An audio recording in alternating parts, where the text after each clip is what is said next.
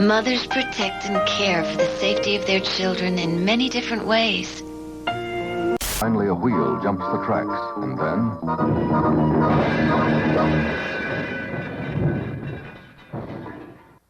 derailed.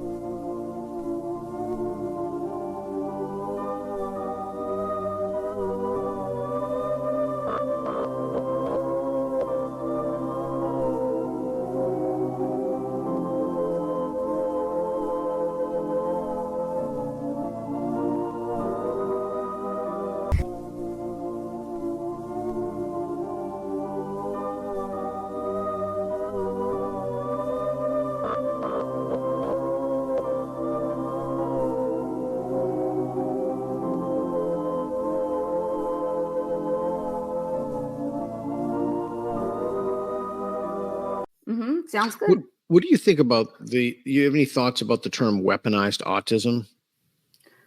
I'm not sure I've heard that one. Here it is. Okay. Yeah.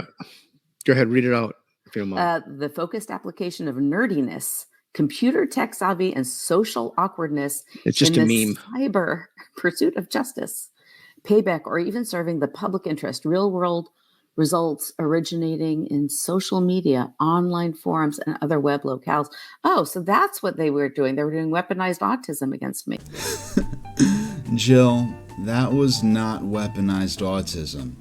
That was silly children pestering you on Twitter for picking your nose, all while you got away with doing something so transparently and severely evil that every time I think of it, I can barely believe that not only is this real, but as far as I'm aware, I'm the only person to publicly confront you for it in any way. You want to see some real weaponized autism, Jill? Keep watching.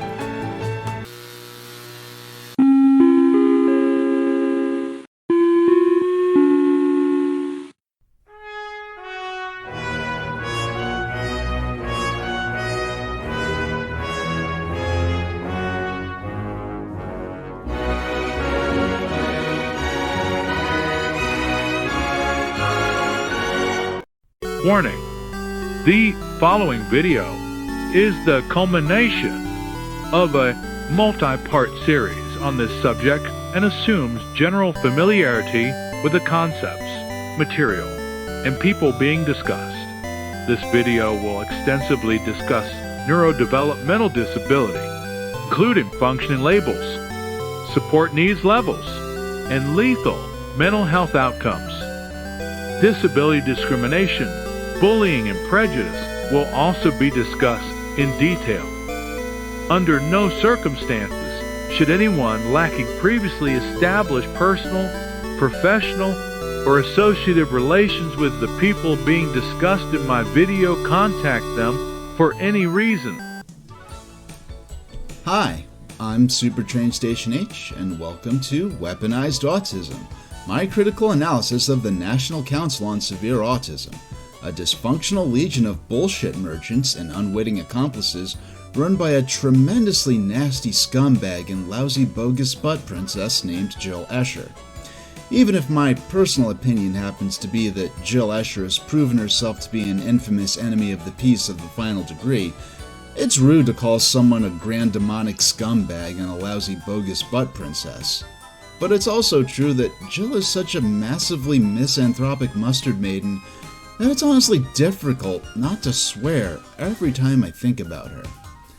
I believe that Jill Escher is a horrendously base and vulgar villain, whose paper-thin deception makes her uniquely detestable, but that is, again, just my opinion. And that opinion of mine includes my personal position that any gesture of understanding or cooperation that Jill Escher displays towards autistic self-advocates who aren't submissive to her and the National Council on Severe Autism are calculated strategic acts which dissolve into a dissembling mist upon the most cursory of evaluations, and should not be mistaken as a sign that Jill or the NCSA respects autistic self-advocates, especially when those self-advocates are autistic people who are able to attempt things that Jill's 2 autistic children cannot attempt for themselves. I personally would rather trust a fox to protect my henhouse than trust Jill to protect the autistic community, and I'm glad that I no longer need to pretend in any way to be cordial regarding my opinion that her best possible service to autism advocacy at this point would be to retreat from further association with or participation in education, outreach, or activism regarding disability. But of course, that's all Jill's decision to make for herself, because she's a bigly important adult and can take responsibility for her own actions. And no, I'm not going to apologize for calling Jill a crepe-cracking manicotti muncher, because if you knew about her conduct in this official NCSA podcast and had reason, as I do, to personally consider her a biscuit-bumping bunny stamper, you wouldn't say nice things about her either. If Jill doesn't like being called a spaghetti-slurping salamander or a crepe-cracking manicotti muncher, she should have thought about how the poor defenseless Prime Minister of Canada felt when she called him a flaccid piece of fetid fettuccine on Twitter. Even if I have no opinion on that man myself, I find Jill's alliteration in that tweet to be the most well-considered and thoughtful communication to have ever been authored by her.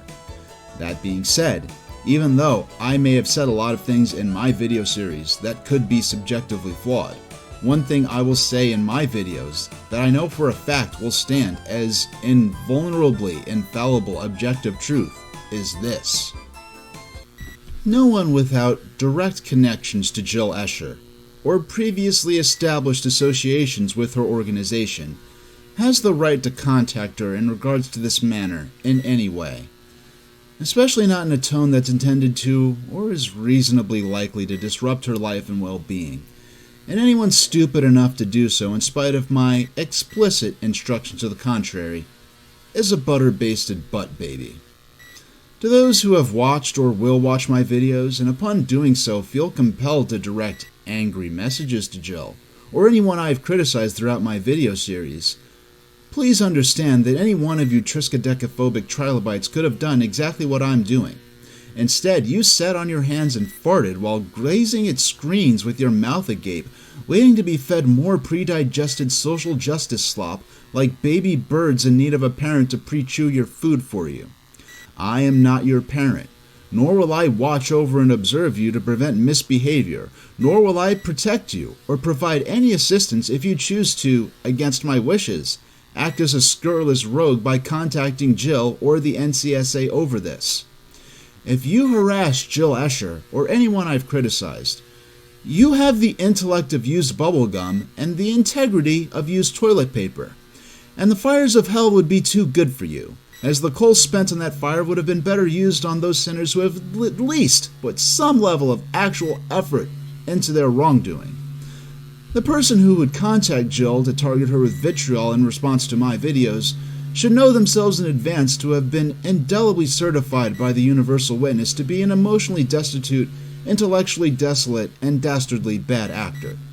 A bad actor not only in the sense of acting in a bad manner, but a bad actor in the sense of poorly impersonating your role as an imagined fictional depiction of yourself as a social justice hero. Heroes, after all, need to actually save or protect someone or something, and anyone who acts in the manner I'm warning against by contacting Jill Escher can't even save themselves from their own hunger to be exposed as jackass flop babies.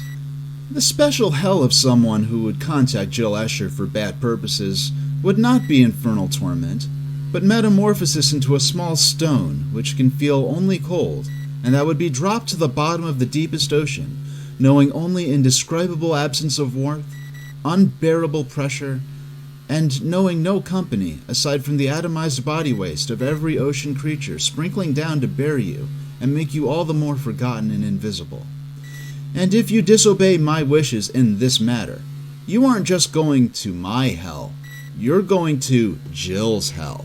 And given the nature of the tortures of the damned that Jill already delights in inflicting upon herself, I can't even imagine I can't even speculate on the implications that could have on those who would play at contacting her so as to disturb her peace more than she has done herself. And that's why you all need to leave Jill alone, and my videos are not a call to attack her. My videos are a call to passionately ignore her in regards to any future action she may take within the sphere of autism advocacy. Of course, that doesn't change my opinion that Jill Escher is a chocolate bunt buttface, but even though I don't like to give advice to people I dislike as significantly as I dislike Jill, I would suggest to Jill that if she wants the National Council on Severe Autism to have the best possible chance of surviving her association with it, she should consider the full breadth of options available to her now, because sadly, the ideal option, in which she could have chosen not to film or publish episode 39 of Autism Confidential, let alone the other things, is no longer available to her or her organization. In episode 39 of Autism Confidential, Jill Escher, president of the NCSA, along with NCSA board member Dr. Lee Wachtel and NCSA ally Dr. Carmen Lopez Arvizu, held an extended indignation meeting about the alleged trivialization of the word autism, and the discussion specifically revolved around a news article by Spectrum News titled, "Doctors with Autism Speak Out Against Stigma." Jill only read the first 9% of that article before leading the discussion, in which Dr. Tahil Javed, who was clinically diagnosed with autism spectrum disorder, was repeatedly described as merely claiming to be autistic, with assertions being made that her and others like her, with their alleged self-describing their little quirks and differences as autism, was interfering with access to disability support services and special education for actual autistic people who truly needed it, even though people within Dr. Javed's range of neurodevelopmental characteristics have been professionally understood to significantly benefit from or even depend upon access to those services for above and beyond 30 years.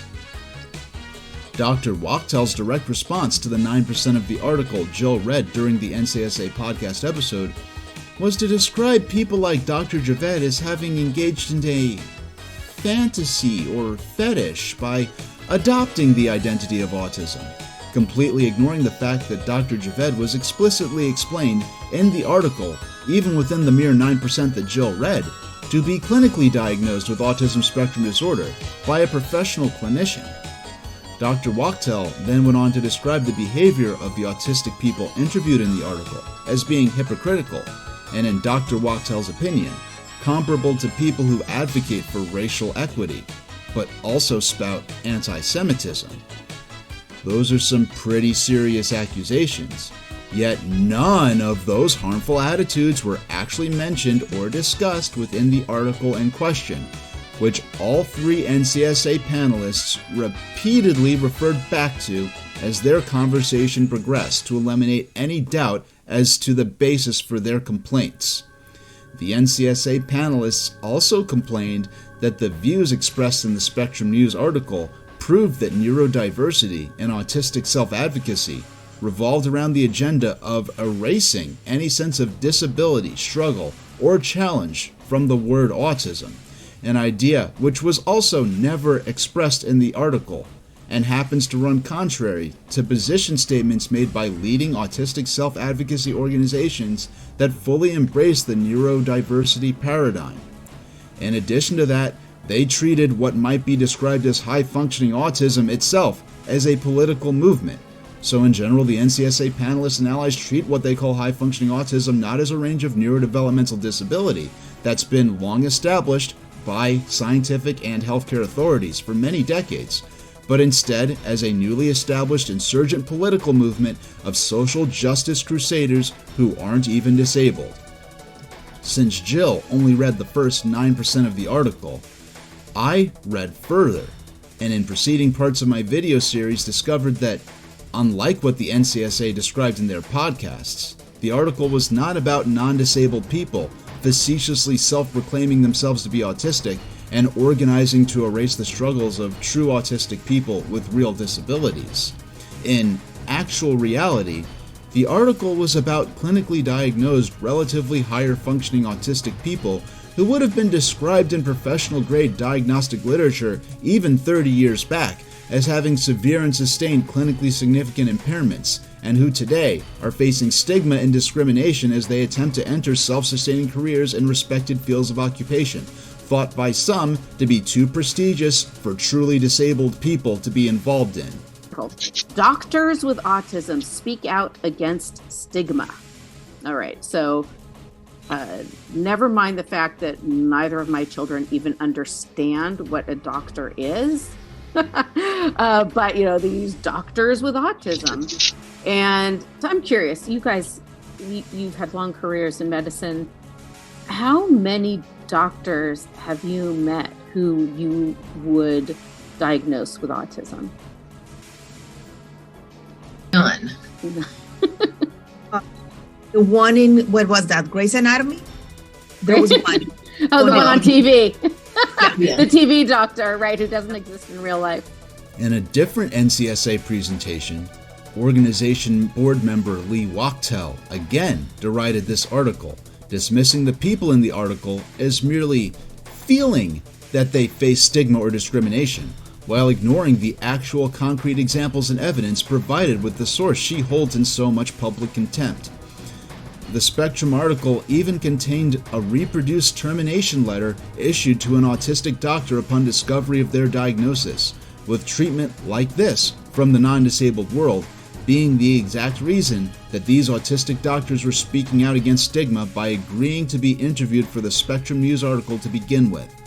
The fact that Jill Escher only read the first 9% of the article, but chose not to read the parts that described that these people were facing actual mistreatment is highly suspicious in my opinion, and might even suggest that the NCSA president and panelists felt that these people deserved to be mistreated.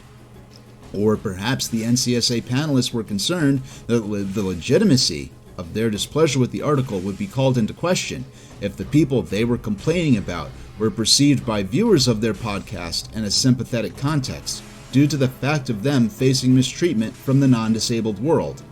And yes, my personal opinion is that their choice to exclude such critical details of the article serves as grounds for reasonable speculation that these NCSA panelists may have wanted to conceal the true nature of its context for the specific purpose of misleading their audience and giving themselves the illusion of validity and depicting the people featured in the article as frivolous complainers, whining about nothing at the expense of truly autistic people who were actually suffering, a sentiment which the discussion held by the NCSA panelists in the podcast seems highly supportive of.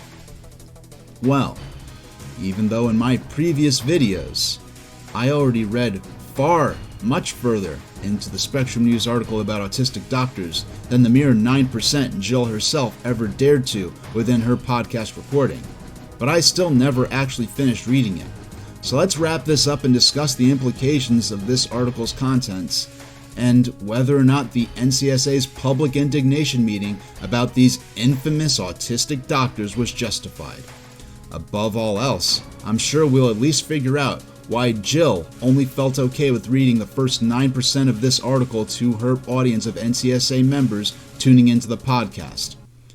So, reading from Doctors with Autism Speak Out Against Stigma, from where we last left off, Javed also mentions that her psychiatric patients are more comfortable with her when she's open about her condition.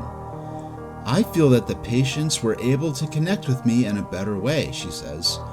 Patients tend to give that godly position to doctors, but showing vulnerability as it is, and then showing them that it could be one of your strengths, is something that gives a lot of confidence to the patient. Studies have shown that people with autism often lack support in the workplace, which can affect their mental health.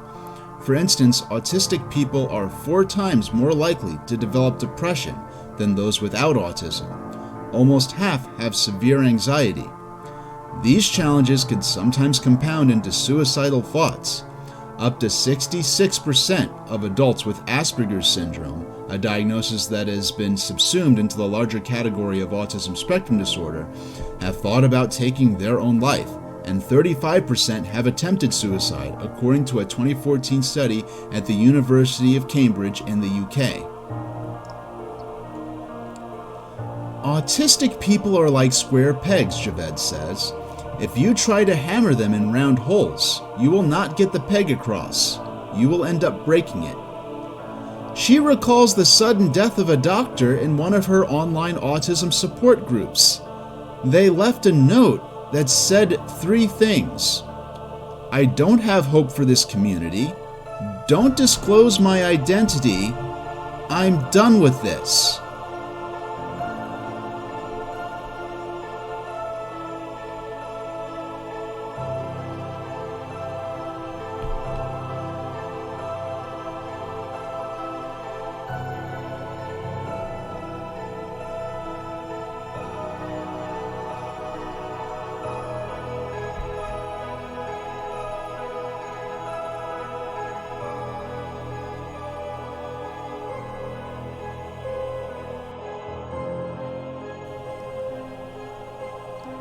Well, I didn't start this project expecting to discover that Jill Escher was a grand crooked fuck-up. But that's what happened anyway.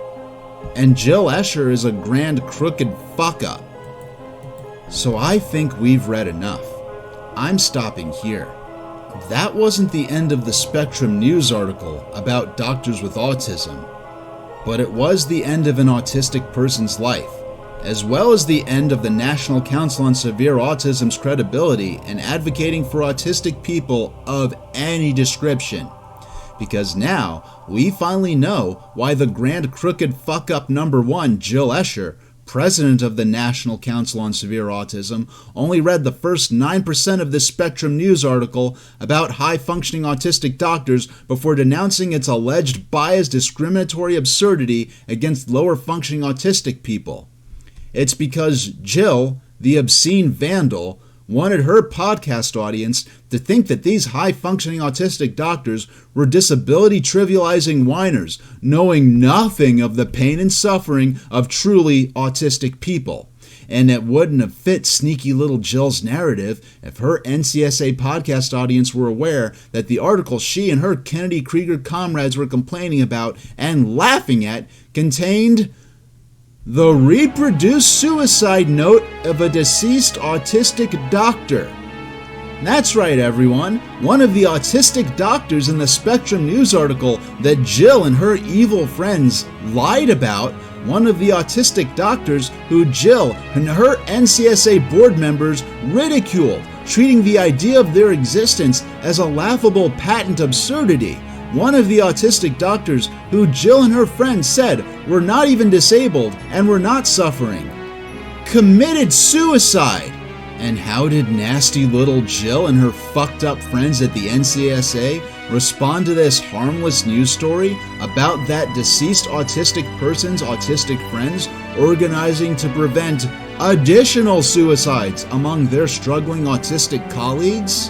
An example of how extreme and weird, most of you people out there in the listener land have heard of Spectrum News. They ran this article. Doctors with autism speak out against stigma. Never mind the fact that neither of my children even understand what a doctor is. But, they use doctors with autism. And this was an article that just recently appeared in the time between the lecture in the University of Iowa, which we all kind of got a chuckle out of. And this is from Spectrum News, where physicians, so MDs who've been through medical school, who report that they have autism. Jenny also had a comment to this article. Again, she was just sort of blown away and had to kind of make a joke that these children are so similar to her son, who had a conversation with his moose costume and then watched the Berenstain Bears before eating his 8th apple of the day. It's become sadly almost like faddish for individuals who have the types of challenges that are described in that article to adopt the term of, to identify as being autistic. Autism had taken on kind of this character of almost like a fantasy, a gift, it's special to be this way, and that they can also pawn off as a very positive thing. And I think it gives people kind of a lot of an out in a way to take on this term and and erase any type of negativity or association of a challenge with what they're experiencing. And that does do a disservice to those who have, I guess, more classic or more true forms of autism. I don't see a problem with some people identifying their differences or letting themselves neurodivergent. It's fine. We all have our little quirks and our little differences, and that's fine. However, the use of the word autism, it's taken to the extremes because we need it for policymaking, for accessing services, for accessing education. That is what bias is. And that's something that we don't talk about enough in this kind of articles like the Spectrum publishes. It is the bias. You are absolutely writing all these documents with the bias. How many doctors have you met who you would diagnose with autism? None. The one in, what was that, Grey's Anatomy? There was one. Oh, the one on TV. Yeah. The TV doctor, right, who doesn't exist in real life. As if like saying that, well, I have autism and I'm a physician.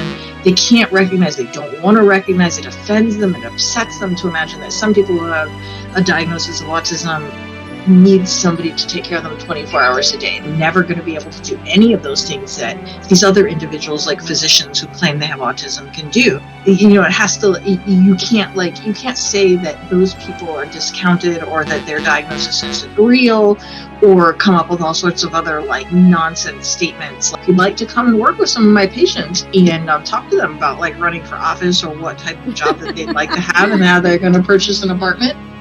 Have at it. Yeah, I totally see your point. I mean, I won't mention names, but there are those quote unquote autistic doctors. Of course, I don't see a speck of autism in these people, but whatever. Who have been antagonistic towards those who speak out on behalf of the severely affected. Like, it's inherently awful. Like their existence is inherently awful to these people. What about another diagnosis for, these people who are so super functional, so super successful? They don't really have, severe social communication problems. What about another diagnosis? I mean, is there anything in the DSM? I mean, you guys are members of the APA, right? The American Psychiatric Association. I mean, like, is there anything in the book that could be applied instead of autism, some kind of personality disorder? We need to start talking about bias and to make sure that we share that with everyone. That there needs to be more inclusive opinions. That there needs to be inclusion of opinions that might not be necessarily supportive of your theory, but that we need to have a conversation and a civilized conversation, not when one of the parties is afraid to speak because being afraid of being your career destroyed, because that is the reality of things. People are afraid to talk. But ultimately, unfortunately, amongst a lot of professionals, I think that Carmen and I are probably a lot more willing than others to speak out, speak the truth.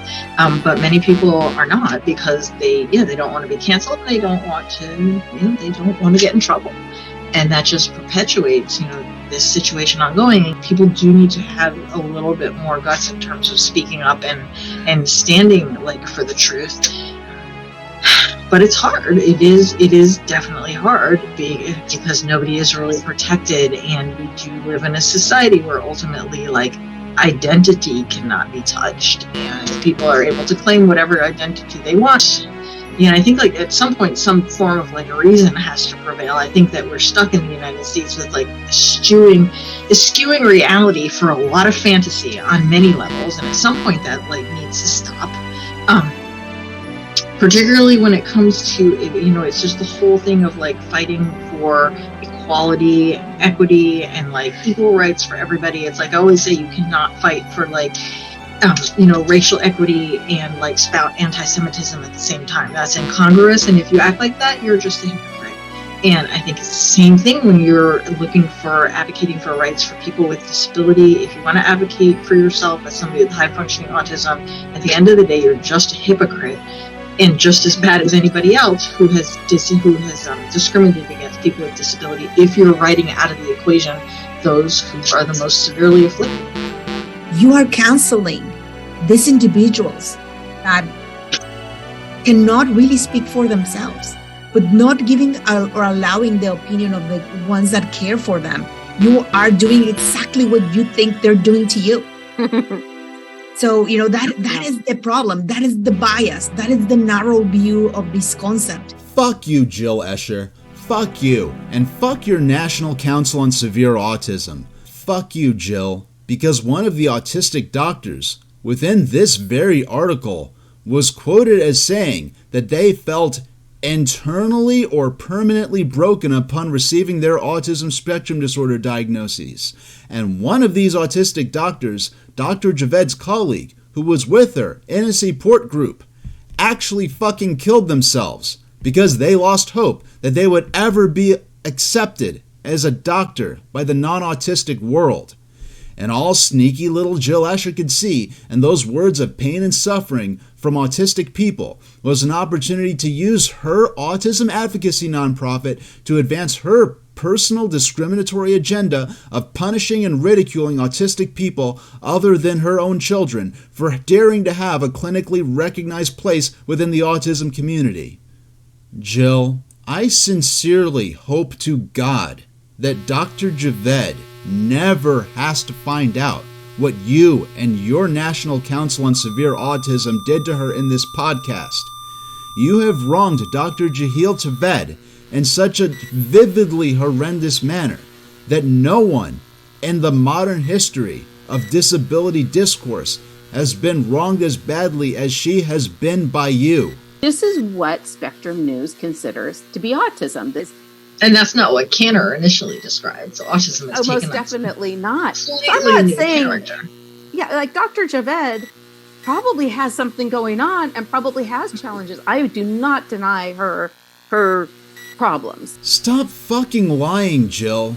You denied Dr. Javed's challenges to such an absolute extreme that you not only publicly rejected the validity of Dr. Javed's clinically administered autism diagnosis, which you laughed out loud at on camera, but you also concealed the fact that Dr. Javed's autistic doctor colleague and support group partner committed suicide.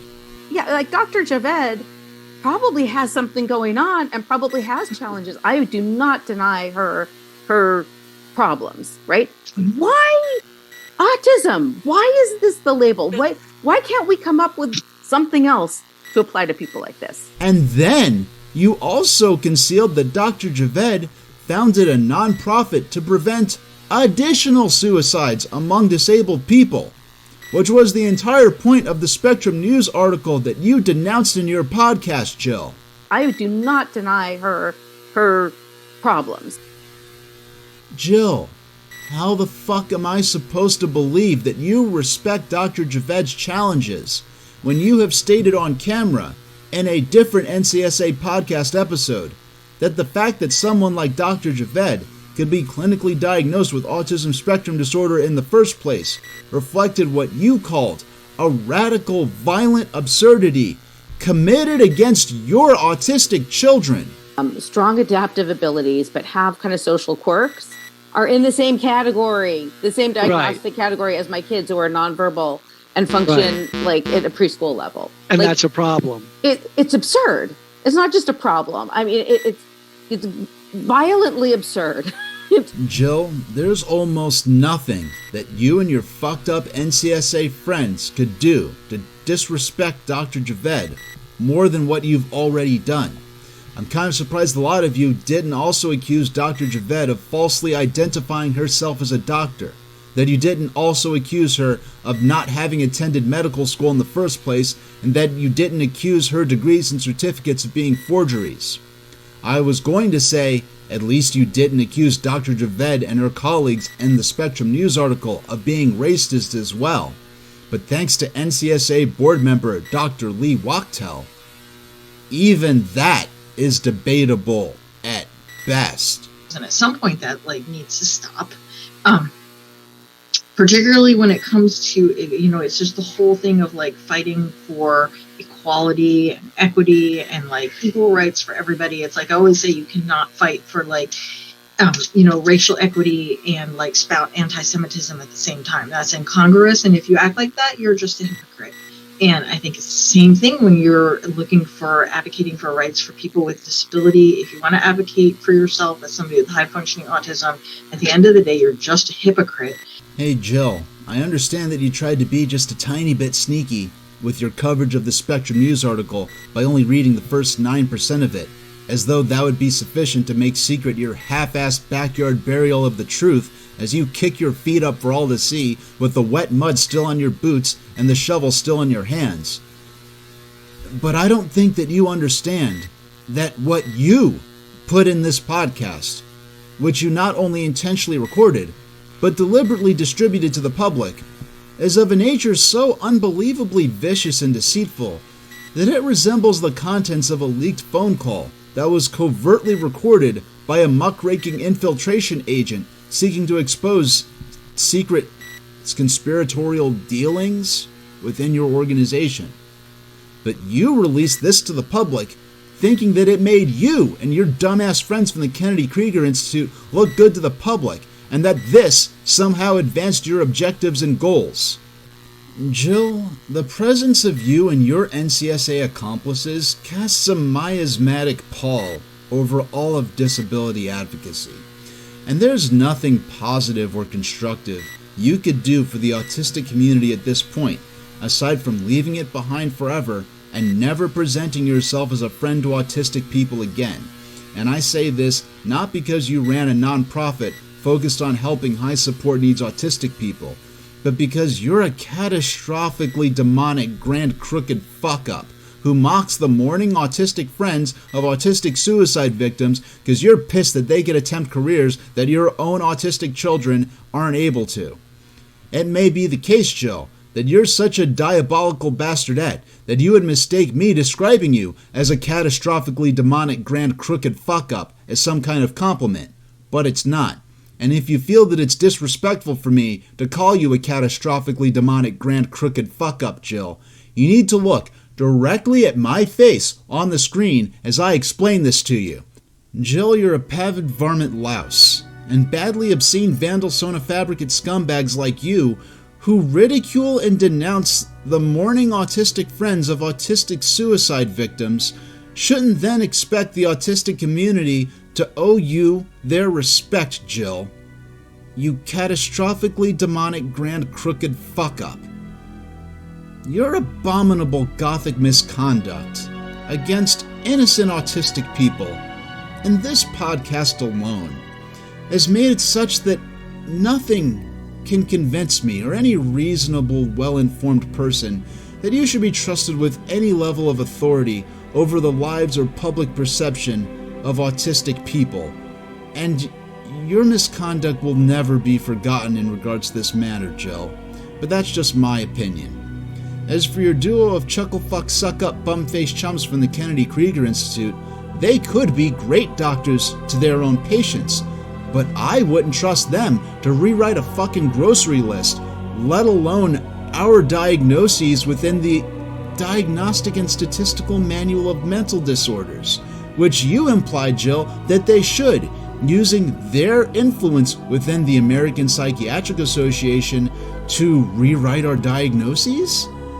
How could you possibly expect us to trust them to influence the perception of our diagnoses when they already reframed the history of autism to exclude so many of us, when they frame what might be called high-functioning autism as an insurgent political movement of disability fraudsters that hate people that Dr. Lee Wachtel calls truly autistic people?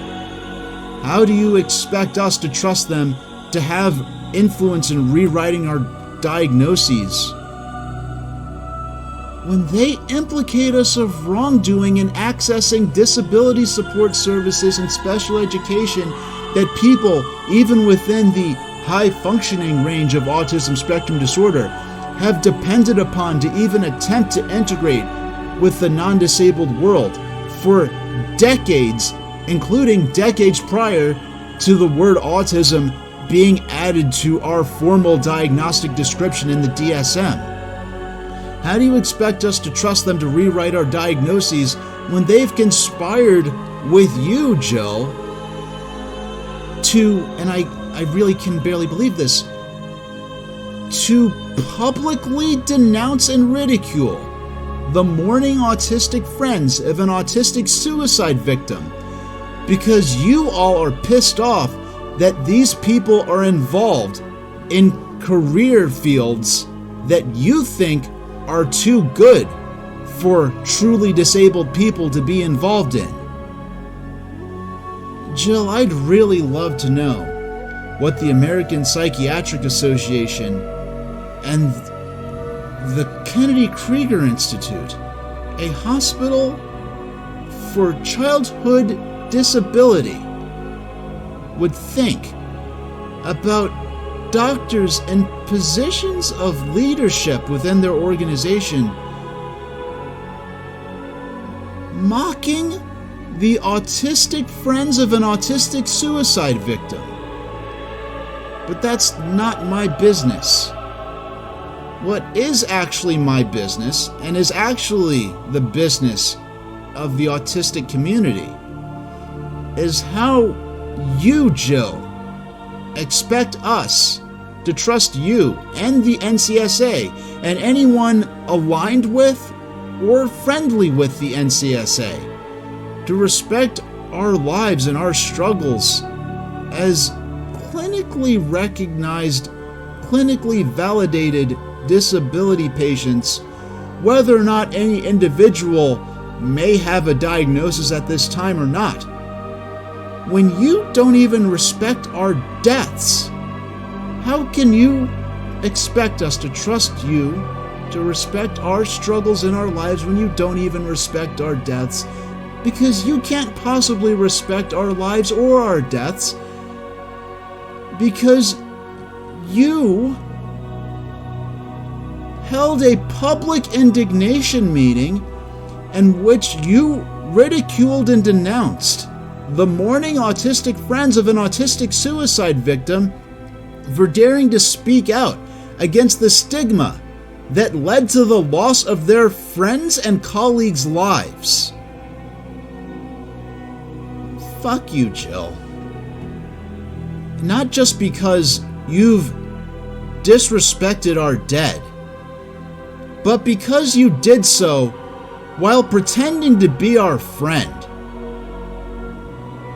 And doing this using the resources and collective identity of the National Council on Severe Autism, which I trust has many people within it who have donated their work hours and their money into helping vulnerable disabled people, and who might have a problem with you disrespecting our dead.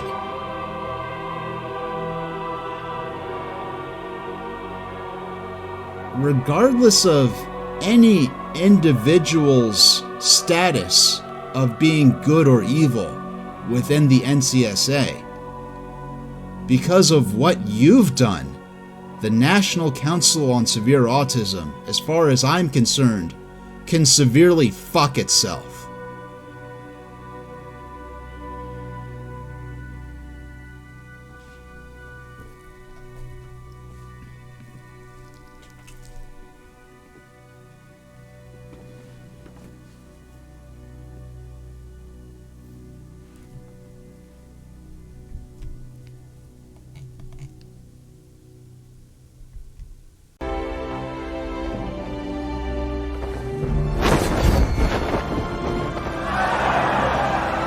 He just tore down the flag.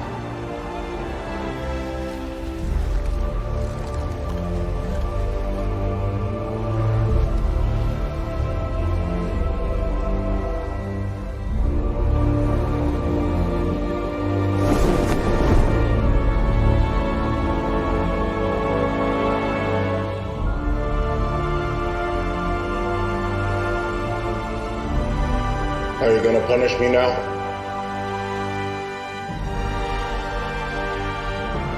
Are you going to punish me now? Well, are you gonna punish me now, Jill? Are you gonna punish me, Jill, for daring to disapprove of you concealing the suicide of an autistic person so that you could lie to the public and pretend that you were fighting to protect your so-called truly autistic children from erasure by falsely autistic privileged phonies? Are you gonna punish me for implying that there's something wrong about the president of an autism advocacy nonprofit mocking the mourning autistic friends of an autistic suicide victim for being featured in a news article about the stigma that led to that innocent person's death? Are you gonna punish me for that, Jill? Good luck, because believe me, you're gonna need it. My autistic superpowers don't include precognition, but I can guess how badly that would go for you and your organization if you and the National Council on Severe Autism tried to punish me now over this. Oh, really? Oh, yes? The NCSA's lack of deservingness to receive support from the public and from the disability community is just my personal opinion. But what isn't my opinion is that Jill Escher deceptively presented an article that discusses the suicide of an autistic person and contains their reproduced final message of despair, and that Jill did this to present that deceased autistic person's friends as incorrectly describing themselves as autistic and conspiring to wage censorship and erasure against actual autistic people. And in case no one told you this, Jill, that's a big fucking no-no for someone who wants to run an autism advocacy nonprofit that solicits donations from the public based on the expectation that you'll use that money to help autistic people. And I say this to all members or supporters of the NCSA as a whole who were previously unaware of this situation concerning episode 39 of your organization's podcast and Jill's role within it.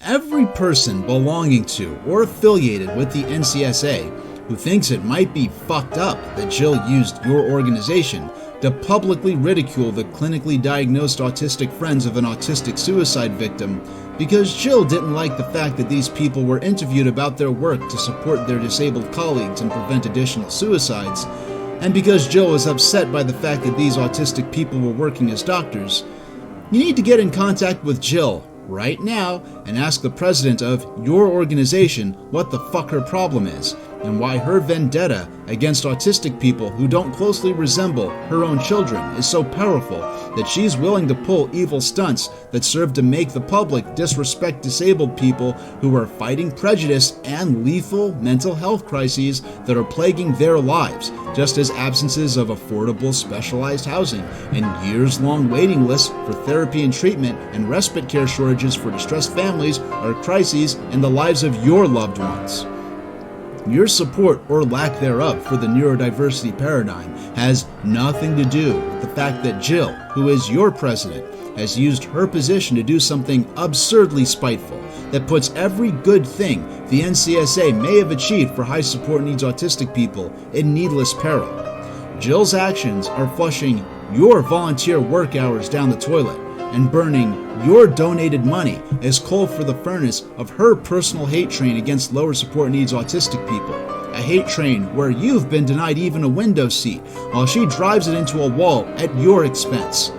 For her goal of publishing messages of a nature proven to cause autistic people that the NCSA describes as higher functioning to be targeted for harassment, threats, and derision in our communities, on and offline, in our schools, in our colleges, on our job sites, and that causes people not only to perceive us as disability impersonators wrongfully accessing support services we have relied upon for above and beyond 30 years, but also causes them to see us as the natural ideological enemies of so-called true autistic people. Autistic people who many outsiders, thanks to messages like Jill's, now believe that we hate, even though Many of us grew up receiving disability support services alongside them and knowing them as our friends since childhood. And I will accept zero excuses or exceptions when I say the following. Unless you have personal stakes in terms of volunteered work hours or charitably donated money in the National Council on Severe Autism, or unless you've previously platformed the NCSA as a third party, or have hosted Jill as an esteemed guest on your show or an event of yours, unless you're such a person, no one watching my videos has any fucking business contacting Jill about any of this for any reason. If you're a neurodiversity proponent or an autistic self-advocate unconnected to the NCSA, and watching my videos makes you angry enough to want to contact Jill Escher to lambaste her with your anger, if you cared that much, you would have been looking into this years ago. But you weren't. I was. Only me. If you go after Jill personally now, it shows that you only care about being seen taking action, because you weren't there looking into this. I was. And it's my personal intention not to benefit from this situation or my coverage of it in any way. And I would respectfully request that anyone making videos about this situation or my coverage of it think carefully before electing to attach third-party sponsorship or opt in for revenue-earning advertisements. But I'm not in charge of you, and I can't accurately evaluate your needs or your intentions. I trust everyone's going to act in good faith to the best of their consciousness, but I ask everyone not to contact or harass Jill or anyone I've criticized unless you have previously established concern with her or that organization. Now, as for why I'm involved, as for why I'm the one sounding the alarm on Jill Escher's evil bullshit, what I would tell Jill, if she happened to be watching, is that when I began this project, I couldn't have imagined that I would find myself having to discuss anything of this enormity in regards to you or your National Council on Severe Autism. If I knew in advance the truth behind episode 39 of Autism Confidential, I would have never gotten myself involved in the way that I did. And I know for a fact, Jill, that you have no idea why I chose to seek out your podcast episode and look into the claims you and your friends made within it.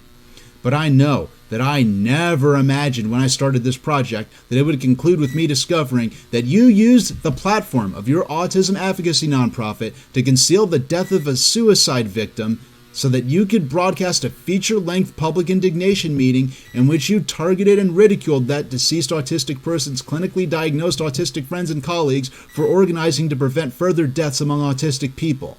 So yes, Jill, I don't think you're good enough to know without me telling you why I went out of my way to find your podcast episode and start the project that resulted in the video series you're now possibly watching.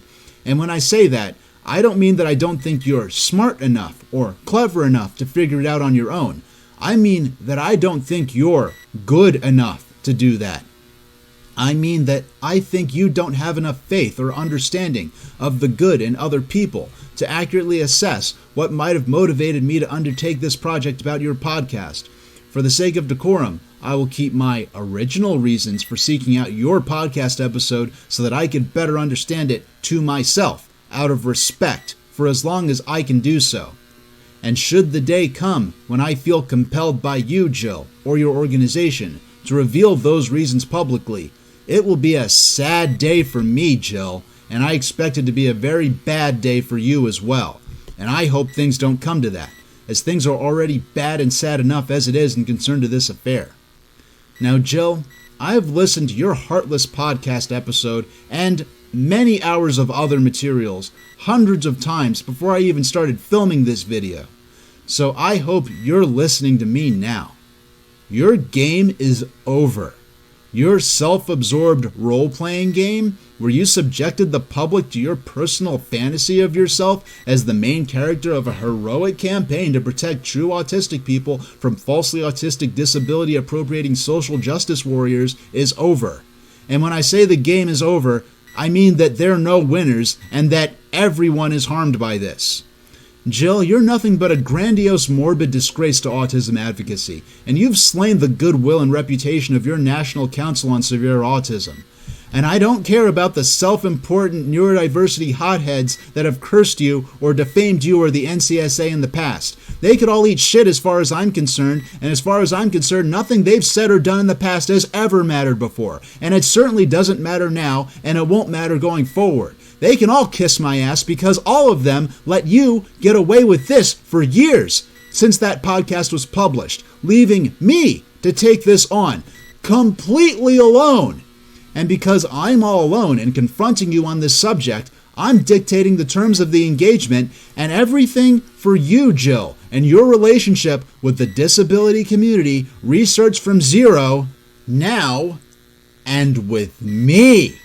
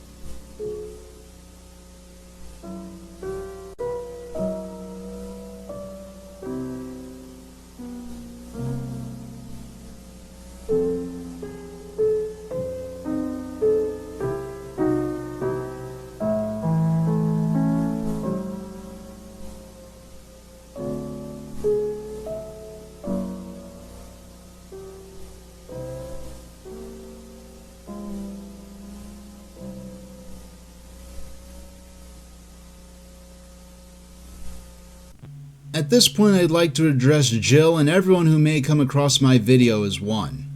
What I've revealed to this point supports my personal belief that any actual good the NCSA has done for high support needs autistic people is a fortuitous and coincidental side effect of Jill's personal campaign of retribution. I at this point personally feel that the NCSA as it exists under your control, Jill, is but an instrument in your personal revenge mission. Because you're so desperate to punish someone, anyone, for your children's indescribable suffering, that you're willing to target innocent disabled people in order to do so. Because you, without having met them, have judged them to be thriving in privilege at the expense of your kids, your innocent kids, who I so seriously wish could be absolved of even the slightest indirect association with your grotesque activities. I could have easily drummed up behind-the-scenes support within the autism community to back me up for this, but I discovered this entirely on my own, and I wanted to use that fact for one purpose and one purpose only. Because, Jill, I know that, given the nature of the internet, the second that I draw attention to what you've done with this Spectrum News article, some angry asshole, some maybe even justifiably angry person who happens also to be an asshole is going to probably tell you to go to hell. And I think it would be typical for someone to tell someone like you to go to hell, Jill, but I'm not a typical person, as a multidisciplinary team of professionals at a certain university can attest to. So, as person number one to publicly confront you on this matter, I want to tell you, don't go to hell, Jill. You've suffered enough in a hell of your own making. A hell you've built for yourself and cast yourself into out of your passion to do something, anything, to enact some sense of justice in a world as senseless and cruel and complicated as one that would give your innocent children the troubles you've watched them suffer through and couldn't possibly deserve. So don't go to hell, Jill. Escape from the hell you've built from yourself, in which you're both the tortured and the torturer, and go home. And if you're watching this, Jill, your body may be physically located at your house, but not your heart, which you have cast out into the cold to march in the vanguard of a war against the wrong people. A war against innocent and defenseless people whose active incursion against your territory was their having difficulties in life that they did not choose for themselves, and that were less acute than those of your children. A war against the wrong people that you are waging, the only people available for you to harm in any way you could think of, a war against the only people that you could harm for your own gratification while being able to present yourself as a hero for harming them. So don't go to hell, Jill. Go home. Go home and spend time with your children. I took on this entire project single-handedly because I can't imagine that anyone would be as angry with you as I am, and yet appreciate the fact that your entire life shouldn't be reduced to this single story of this single awful thing that you've done. But your presence within the autism community certainly should be. So with all the fury that I could possibly direct at someone without violent intent, Jill, get the fuck out of the autism community. Pack your shit up. Leave. You're fucking done here. Get out of my courtroom. Get out. A pleasure. Out.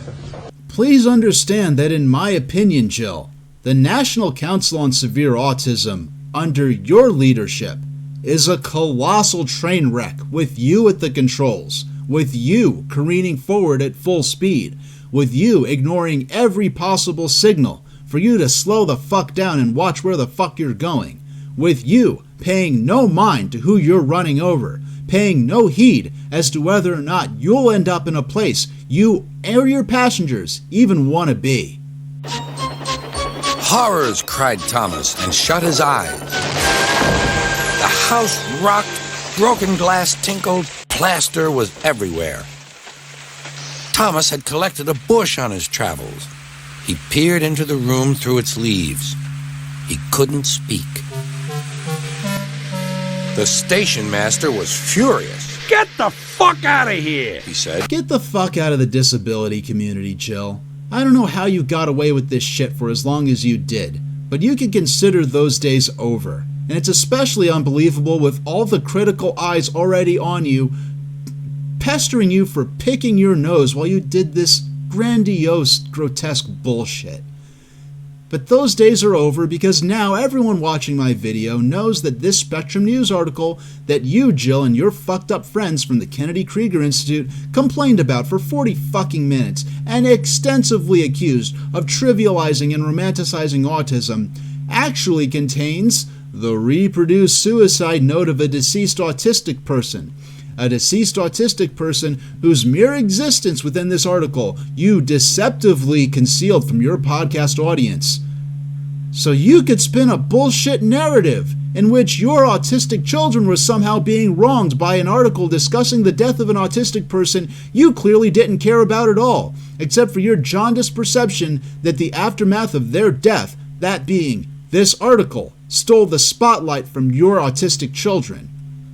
Jill, if you were whining in public about anything else, but about an article that contained the reproduced suicide note of a deceased autistic person, a deceased autistic person that was the colleague of Dr. Jaleel Javed, who herself is a clinically diagnosed autistic person, who is featured as the central figure of said article, because she founded a non-profit to prevent additional suicides among autistic people. Jill, you and your noxious shit-stained friends from the NCSA laughed out loud at Dr. Javed and her friends and used them as examples of people incorrectly self-proclaiming autism and interfering with access to support services meant for real autistic people with real problems, facing real suffering. People whose struggles, Dr. Javed's mere existence as an autistic person with a university degree and a respected career, according to you and your stupid friends, erases and trivializes. When the reality is, Jill, every aspect of the NCSA's representation of Dr. Javed and her autistic colleagues, and of the Spectrum News article that discussed their struggles as disabled people, was a carelessly crafted, transparent lie that's defeated upon even the most casual examination of the source material that you've publicly targeted for ridicule and distrust, and then concealed from your audience by not even having the courage to link to it. Fuck yourself, Madam Escher. And when I say that you and the NCSA need to get the fuck out of the disability community, it's because you, Jill, used your role as president of the NCSA to lie about a Spectrum News article by concealing the tragic and preventable suicide death of an autistic person within the article and then lied about that deceased autistic person's friends because you were angry that they were attempting to build careers in a respected field that you felt was too advanced for legitimately autistic people to be involved in, as evidenced by your obsessive fixation on complaining about fictional depictions of autistic doctors on television. Fictional depictions of autistic doctors that even high-functioning autistic people in real life don't consider accurate representation, only for you to publicly blame those depictions of autism on us. That only shows that you refuse to listen to us even when we agree with you, Jill. I really don't understand how it's the case that every single time I go in, fuck you, Jill. If I knew I'd end up discovering and discussing the fact that you concealed the suicide death of an innocent autistic person so that you could make fun of their autistic friends for having careers and speaking out against anti-disabled prejudice, I would have never gotten myself involved in this mess. Because I started working on these videos and writing these scripts well before I even learned of this. And if there's one thing you and me have in common, Jill, it's that neither of us are very good at being sneaky.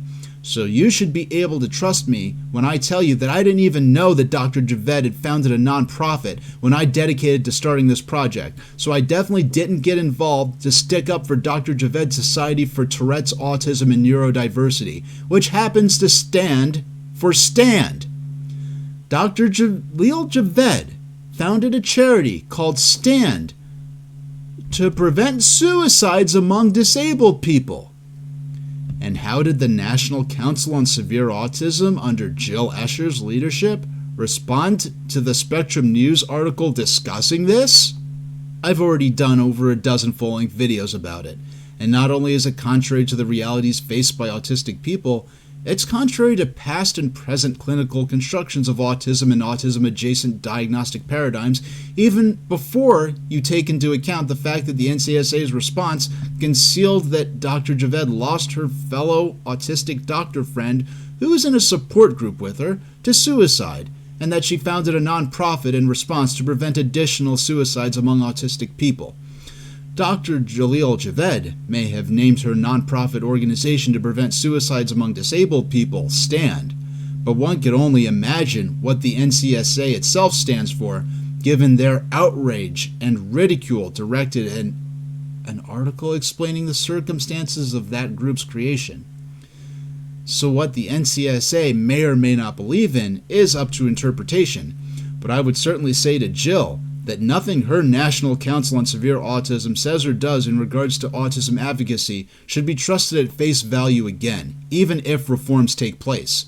Any good people within that group concerned with the well-being of high support needs autistic people who may be extremely limited in their ability to engage with self-advocacy, I think you should band together and reorganize and reemerge with a new society divorced of the ill will and malice that have tainted the NCSA. But that's just my personal opinion, and I could expect that many other autistic self-advocates and neurodiversity proponents are going to oppose me just for suggesting that any of you might possibly be capable of being trusted within disability advocacy whatsoever, even if you do reform with a new organization or stage some kind of mutiny and try to fix your own group as it is. There are going to be so many eyes on you that you're never going to get away with some shit like this again. But of course, that's just all my personal opinion, and I can guess that, other people will disagree with that.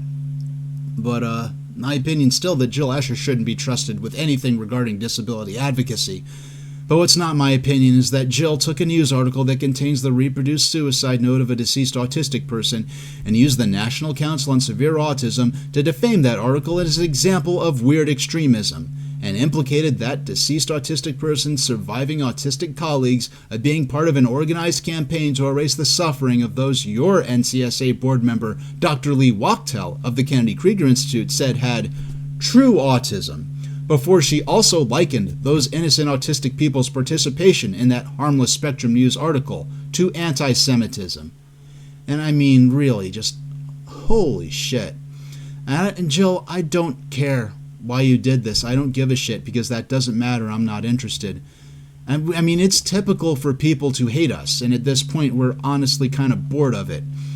But even though it might make me a yenter for doing so, I'm personally interested in an admittedly gratuitous manner as to whether or not Dr. Lutz knows that you did this. Dr. Lutz, as the NCSA Vice President, has already had to go on public record and refute rather grandiose accusations of wrongdoing levied against the NCSA, which were concocted by people who, as an objective matter of fact, bear an openly partisan, ideologically driven grudge against your organization.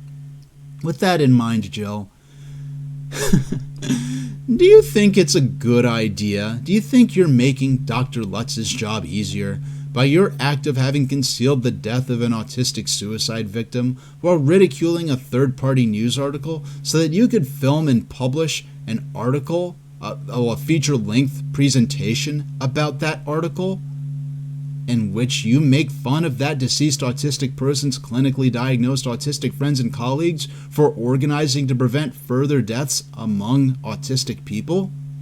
Now, I may have certain agreements with Dr. Lutz, but as I covered in episode 17 of my series, upon founding the NCSA, Dr. Lutz, who was not a PhD holder at the time, who was acting as the NCSA secretary at that time, made a statement to Spectrum News that the National Council on Severe Autism would operate in recognition of the legitimacy of autistic self-advocacy. If Dr. Lutz genuinely intended that sentiment to guide the NCSA's interactions with autistic people who are able to engage with self-advocacy, and by the way, I don't trust the NCSA's ability to assess whether or not an individual autistic person is capable of adequately communicating with the outside world. I know there's certain forms or concepts of facilitated communication that are controversial, or where the authenticity of authorship is a matter of controversy and concern. But regardless of that, I really don't trust the NCSA to assess any disabled person's ability to communicate in a way that they're willing to respect when you've repeatedly created a situation in which the only messages from autistic people you're willing to accept are people that you happen to have total control over or happen to be totally on board with your organization's goals. I just don't trust it. So, if Dr. Lutz sincerely intended the NCSA to operate with respect to autistic self-advocacy, I really would imagine that she might have some questions to ask you about the podcast you filmed along with your board member, Lee Wachtel, and whether or not Dr. Lutz has anything to say about you.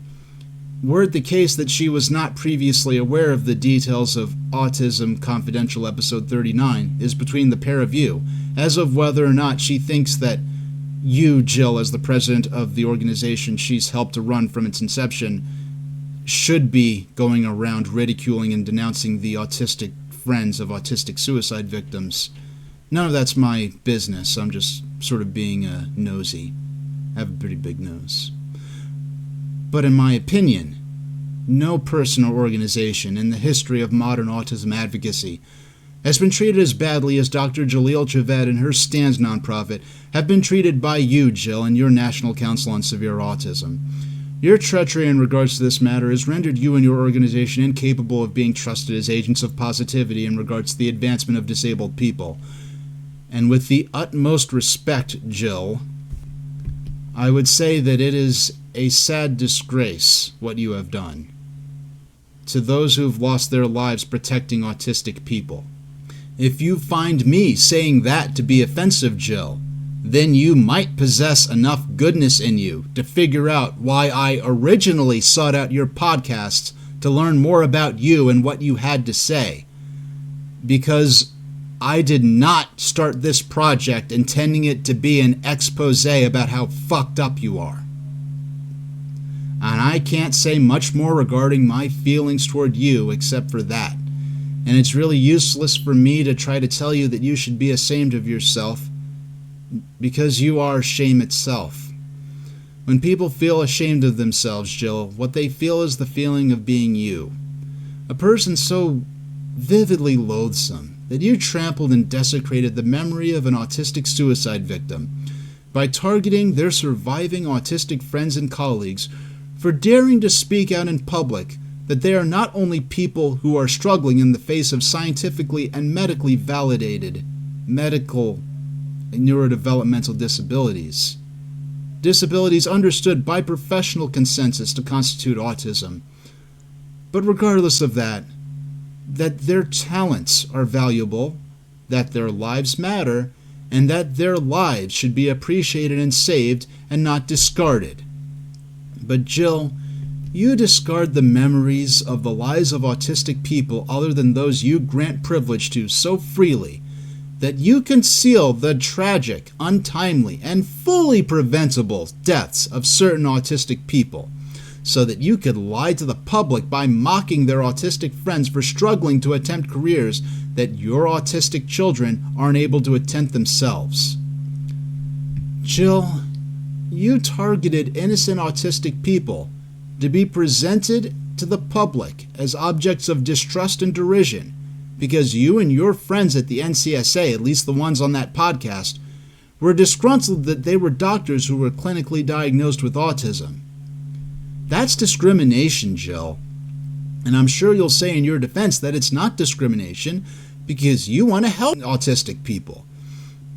You just happen to personally believe that Dr. Javed and her colleagues aren't autistic. Jill, that doesn't change the fact that you targeted Dr. Javed and her colleagues because you were upset that they were clinically diagnosed with autism. Jill, that doesn't prove that you aren't discriminatory. It proves that your discrimination is elaborate and detailed in the carefully considered administration of its malice. Jill, you read an article about a clinically diagnosed autistic person founding a not-for-profit to save the lives of autistic people after her autistic colleague committed suicide, and you decided that it was your duty as the president of the National Council on Severe Autism to, in your own phrasing, throughout various messages of yours within and beyond this podcast, use them as an example of how extreme and weird neurodiversity has made the autism conversation. Fuck neurodiversity, Jill. You certainly did intend to make an example of Dr. Javed and her autistic colleagues as to what will happen to autistic people who dare to speak out against their struggles and realities without first seeking the blessing and permission of your almighty International Council on Severe Autism. And for this act, Dr. Javed was singled out by the NCSA for public ridicule and derision, while you, Jill, and your spineless Kennedy Krieger sidekick suck-ups superficially pretended to be empathetic to Dr. Javed's challenges. I say fuck neurodiversity because I want to strip you of your escape route, of your parachute, of your panic room that you like to lock yourself in, where you want to pretend that any implication that things you say about disability might be incorrect as part of a grandiose conspiracy against the well-being of your children, Jill. That's why I wanted to act alone in this. And you and your buddies, they pretended to be empathetic to Dr. Javed, not in the manner of wolves wearing sheep's clothing, but in the manner of wolves having raided the flock with no disguises and with visibly full bellies and fresh blood upon their snouts, standing amidst a meadow of dismembered bones and scattered tufts of wool, while accusing the sheep of having invaded their den and without provocation declared war upon their defenseless cubs, and yet swearing that they had all along done no harm to the sheep at all. But indeed, that's just my opinion. What's not my opinion, instead an actual fact, is that you, Jill, said that you empathized with Dr. Javed's disability challenges, only to moments later suggest that Dr. Javed's diagnosis, her clinically administered diagnosis of autism spectrum disorder, be retracted and replaced with what you called, and I quote, some personality disorder, and that you then allowed your fellow board member, Dr. Wachtel of the Kennedy Krieger Institute, to implicate Dr. Javed and her colleagues within that article of espousing extreme and controversial opinions that weren't even discussed within that article, non-existent extreme opinions which Dr. Wachtel then compared to anti-Semitic racism. Yeah, that's weird and extreme, Jill, but not in the way you imagine. And as for extreme weird platitudes, in my opinion, you only made an example of how far your own discriminatory intention extends, Jill, and how pathetically ugly, foolish, and dangerous the National Council on Severe Autism is under your leadership.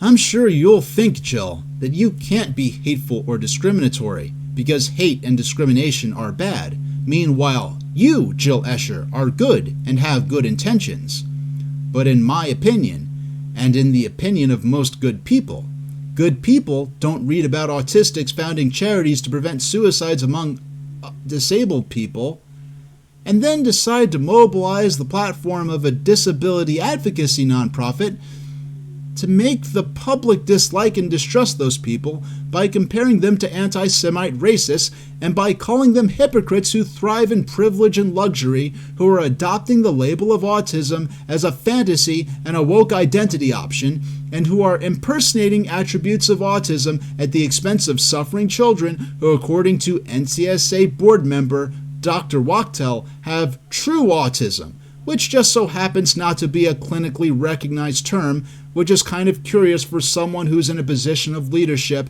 at a hospital that specializes in childhood disability. But as for you, Jill, you really are a bad monster if you're insensate to the gravity of the fact that Dr. Javed's autistic colleague committed suicide as a result of despair over the fear that they would never be accepted as a doctor by the non-disabled world. Because you, Jill, mobilized your autism advocacy group to realize the fears described in their suicide note by rejecting that person's surviving autistic friend's legitimacy as autistic doctors, all for their very act of attempting to speak out against the pervasive stigma and prejudice against autistic people that led to their friend's suicide in the first place. Jill, given the nature of the contents of the reproduced suicide note as featured in the article you and your friends laughed and rolled your fucking eyes at, Dr. Javed's friend might have actually thought that they were fleeing from the unbearable hardship of inescapable persecution from the non-disabled world by taking their own life. Jill, you used the National Council on Severe Autism to specifically and deliberately bring on the persecution that Dr. Javed's friend lost their life, perhaps desperately trying to flee. And your dummy doctor buddies, who somehow hold positions of leadership at a hospital for disabled children, decided to specifically name and target Dr. Javed herself as you did so, because Dr. Javed, as a clinically diagnosed autism spectrum disorder patient, spoke out against the proven societal stigma against disabled career workers such as doctors. Do you get it yet, Jill? I'm not telling you this because I'm a radical disability impersonating neurodiversity partisan who hates real autistic people like your kids. Jill, I was in special education in public school with varying levels of integration with non-disabled students. Special education that your buddy, Dr. Lopez Arvizu, says I'm not disabled enough to deserve access to because I was diagnosed with what you, who is not a fucking doctor, derisively dismissed as TikTok autism in your bullshit TEDx talk. This isn't TikTok autism. You have to have a developmental disability to qualify for services. And one day, one of my classmates with far greater support needs than me was tricked into playing with dog poop on the playground by non-disabled kids who told her that it was brown Play-Doh. A 10-year-old child, like I was, shouldn't have been cursing themselves daily for years after the fact because they had the nerve to actually play on the swings during recess instead of protecting their classmate from being tricked into covering themselves with dog poop and being carried away by her parents who were also crying along with their daughter. And with the hindsight of an adult, I now realize that that kid needed to be in a specialized school under persistent adult supervision by specialists in a bespoke school for disabled children that her parents couldn't afford to send her to, leaving her to an overworked handful of special education teachers and non-specially trained aides who couldn't possibly be everywhere at once for the typical kids, let alone for that one student who needed constant protection from shit like that. Jill, I really wonder if you think I'm making these videos because I want to somehow make it harder for parents of kids like her to organize to get those children the help they're morally entitled to, not only during childhood, but throughout their entire lives. Jill, I'm making these videos because what we have here, thanks to you and your dumbass friends, is a situation with Group A, consisting of clinically diagnosed autistic people in a news article that are organizing to prevent suicides among autistic people attempting to pursue self-sustaining careers in spite of difficulties and societal biases that non-autistic people never have to deal with.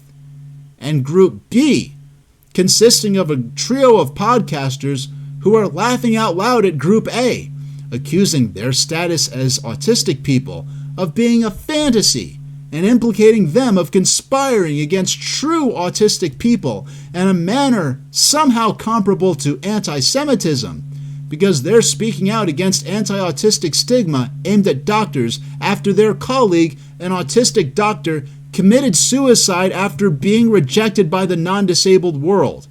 And Jill, you've broken yourself so badly that you believe that Group A are the bad guys, and that your group, Group B, are the righteous activists that protect and respect vulnerable disabled people, while you roll your eyes and laugh at the idea that these same people could be legitimately suffering. Jill, you have deep-reaching personal problems if you seriously think that you and your podcast pals at the NCSA are legitimate in this scenario.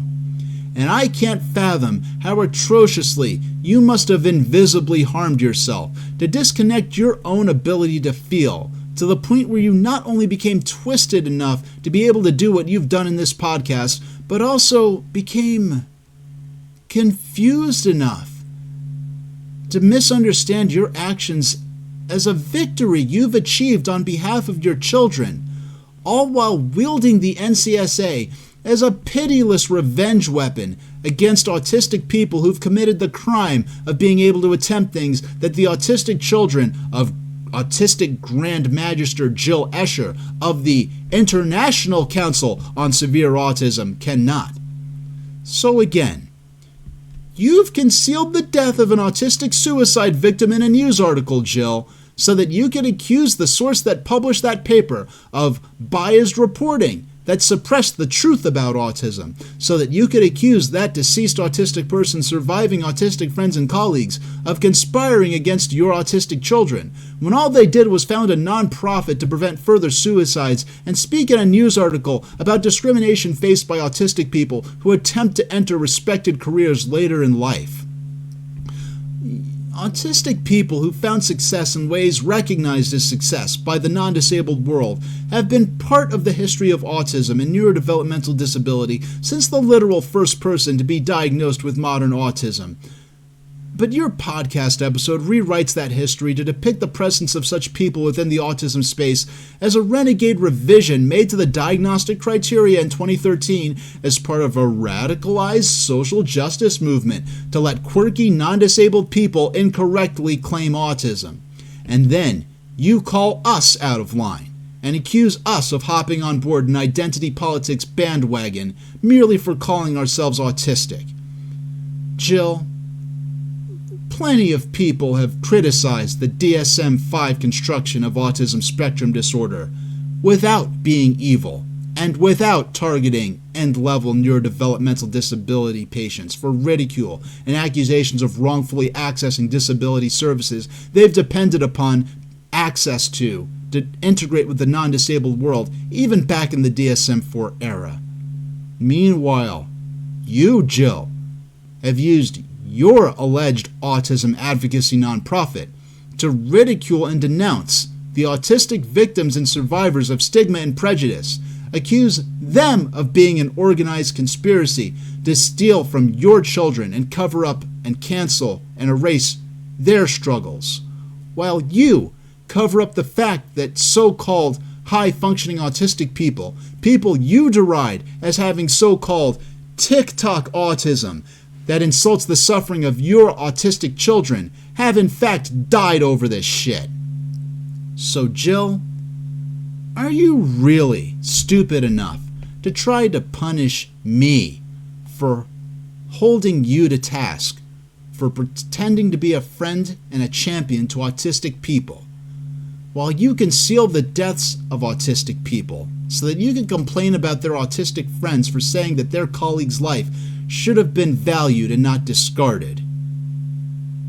To quote a member of a certain ideological group with very questionable methods that was active a long time ago in some place far away, "It's over, Jill. I have the high ground. Don't try it." Oh, really? Oh, bastard. Well, whether or not badly obscene grand crooked fuck-up number 1 Jill Escher and her nefarious council of silly assholes tries to punish me or not, the final video in my series is going to be something special.